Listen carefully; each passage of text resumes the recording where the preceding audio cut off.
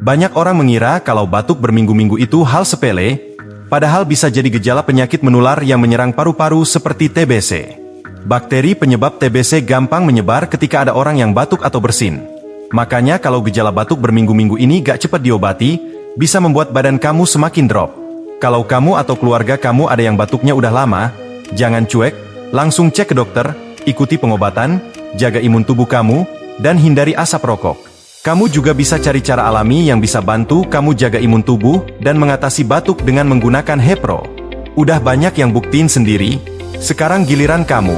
Klik link di bawah buat informasi lebih lanjut.